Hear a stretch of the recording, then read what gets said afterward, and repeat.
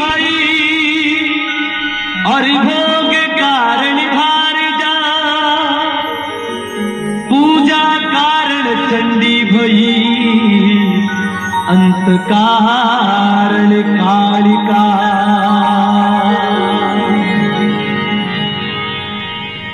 ओ थारी महिमा अपरंपार दुर्गे आयो थारे बार थारी महिमा अपरंपार दुर्गे आयो थारे बार थारे भक्ता ने बुलाया वेगा अब माँ